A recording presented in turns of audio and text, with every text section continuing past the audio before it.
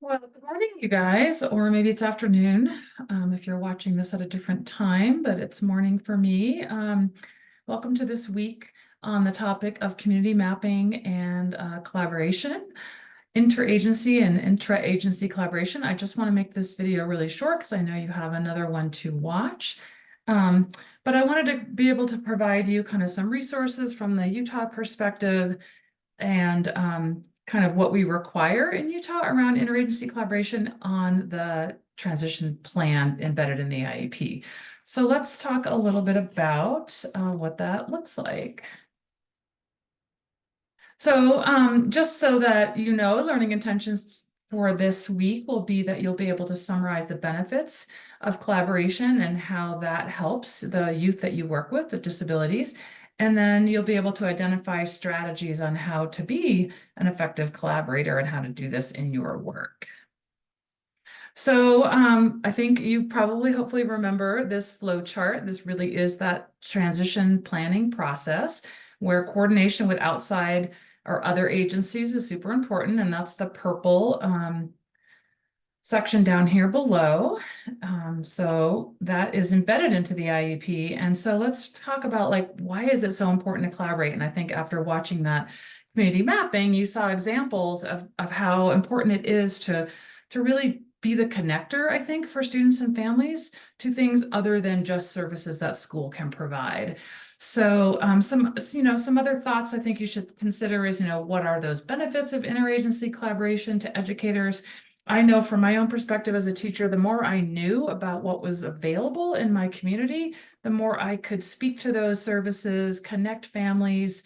And it's really a daunting process, I think, for families to kind of navigate all of this on their own.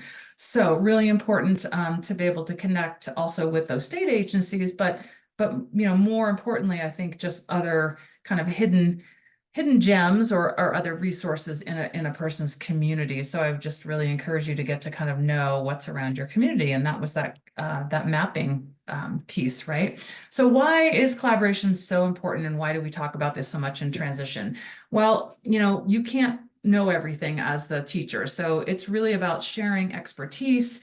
This way we have less duplication of services. So really understanding each other's roles from these different agencies to make sure that we're not doing the same thing and putting parents and students kind of through the same types of maybe assessments or processes, kinds of things. Also, it's great to look for opportunities to use additional funding. So braiding funding really only happens if you collaborate with outside agencies to understand what they might have available for services and for funding, and that we can offer students a whole lot more than just schools, have the capacity to do. So more robust services, and that feeling of no one has to go it alone. In my first few years of teaching transition age students, I felt like I had to do everything. I had to do the job development, I had to do transportation, and I really felt like it was on me to do everything. And it was overwhelming. And then I think I learned that no, through collaboration, I can access all of these other services and people to really, wrap around this student and help the families.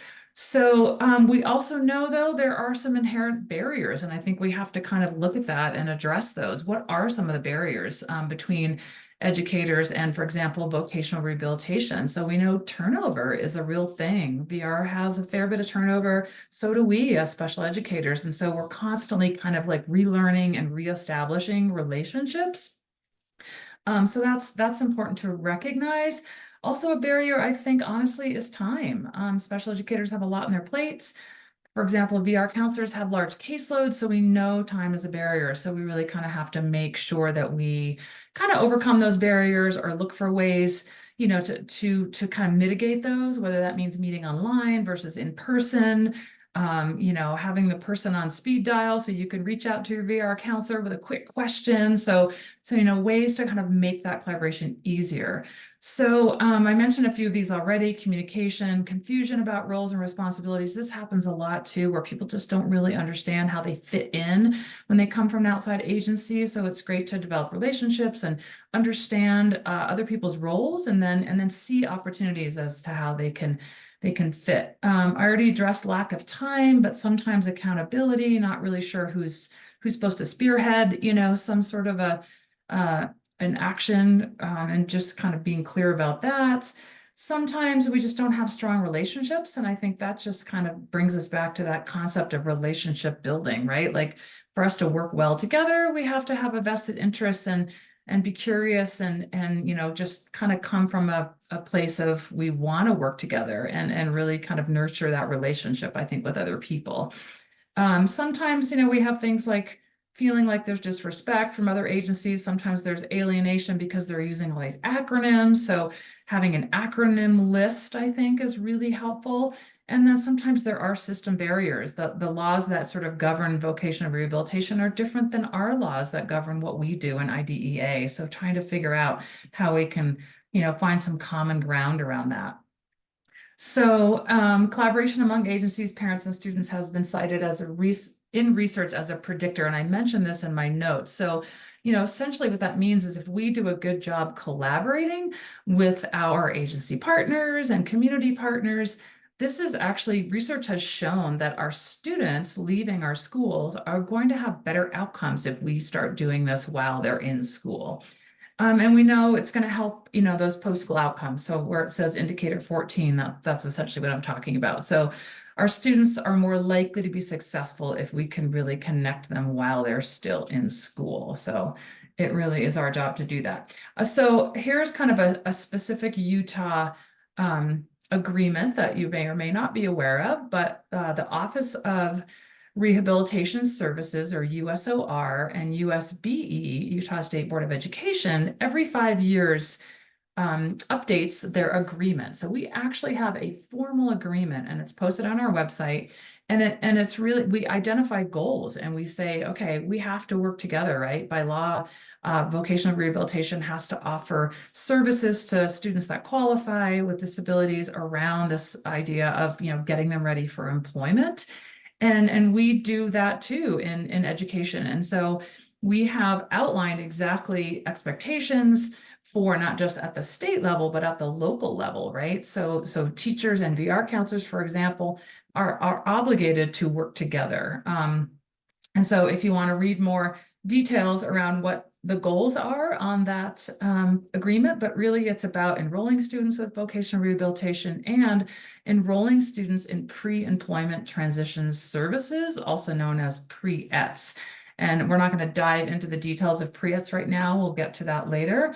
But essentially, that's a service for students 14 to 22 in our state that are free.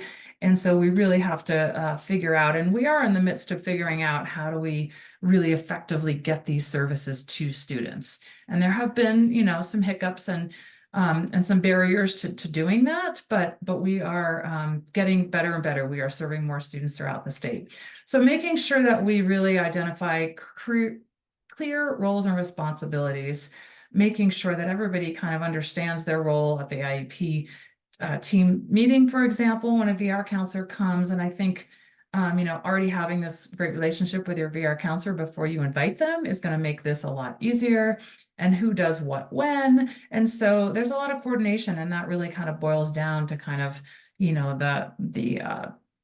the people skills, right, that you have, that you're willing to learn and make mistakes together and kind of, move on from there. The role of you as a special education teacher in this concept of coordinated services is really to, obviously to provide that support. You will be the IEP case manager, but really utilizing knowledge and training in the education of individuals with disabilities and supporting students, and making sure that, that we're really embedding transition related instruction, and then asking the question, well, who can I bring in to provide some of these services, right, under the transition plan? And the VR counselor also, their job is to try to enroll students and ultimately get them employed, but support them and provide them services that will help them reach gainful employment. So that might look like instruction on self-advocacy, how to advocate for themselves better. That might look like some work-based learning. So in other words, like an internship, job tries, those kinds of things. These are all things that vocational rehabilitation counselors can actually set up and authorize for those services in that student's IPE, which is an individualized plan for employment. So once a student is fully enrolled in vocational rehabilitation, they have what's called an IPE, and those things should really kind of be aligned with the IEP, right? Because there's things that the school can be providing, but now there's these additional services that vocational rehabilitation can be providing, and making sure that that VR counselor attends meetings at the school, regularly scheduled. Hopefully something like a monthly transition meeting would be the ideal, so that VR counselor is really connected to the school and to the students. So I'm talking a lot about VR, and obviously interagency collaboration is not limited to just VR, but that is probably our kind of biggest partner, because I would say all students with disabilities, for the most part, will qualify for this service. So how do we make sure that we can be successful with our interagency collaboration, right? Well, again, communication, I've mentioned that, many times, but having effective ways to communicate, making sure that we're committed, because sometimes it is a frustrating, process, because VR has their rules and laws and we have ours, and they don't always mesh. And sometimes we're speaking the same language. So I'd say, kind of being persistent and sort of sticking through the rough points. It may feel like the process is slow with outside agencies. And so, it's important to stay committed and to continue to kind of work through some of that problematic things that might pop up, making sure that there's strong leadership from key decision makers. So hopefully having some support from your building admin or whoever your kind of supervisor is in your setting. That's important, and that they understand that culture of collaborating agencies. And then really making sure that we're kind of engaging in serious planning, and that we're not really worried about turf issues. And really it boils down to, I think, just very open communication and building those relationships, right? Like the more we're invested in relationships, I think the better the outcomes are. So collaboration best practices. So making sure that a VR member or VR counselor, sorry, will be a member of the student's transition team. So giving them the heads up. VR counselors need like at least 3 weeks to put into their schedule to actually attend an IEP meeting. They should also be able to attend on a Zoom call, for example, if you're teaching in a rural area and they have a large geographic area to cover. Definitely they should be able to pop in on a Zoom or a FaceTime call, and making sure that if the student is in a plan with vocational rehabilitation, that it's aligned with the IEP, so kind of everybody's on the same page. Okay, so I have a number of different Padlets I'm going to share with you guys, but we have one specific to this concept of collaboration. And we've actually even at the State Board of Education created a tool, which is essentially kind of like a checklist that helps a school or a district really develop and strengthen an interagency collaborative team. So what we found out in the state, that less than half of school districts actually had a functioning interagency transition team that was meeting regularly. And so what we really decided is that teams needed more support. And so what we did is we developed a tool. So it's essentially like a checklist for a team to go through to kind of figure out, well, how do you start an interagency team around transition? And what does that look like? And what does that team do? And what do they focus on? What data do they use? How do they really impact student outcomes? And so we put together this whole tool for that purpose. And then along with that, we put together a bunch of resources on a Padlet. So there's some community mapping kinds of tools on that Padlet, as well as just other outside agency kind of information. So it's kind of like a place to go. It's like a toolkit for a team to just either start from the ground up or just to kind of strengthen the team. So I'm going to go ahead and put that link to that Padlet and that tool in Canvas so that you'll be able to see that. And that is it for my message this morning. So hopefully you'll find the 2 other videos helpful and the assignments, and then please reach out to me if you have any questions. We'll see you soon. Bye.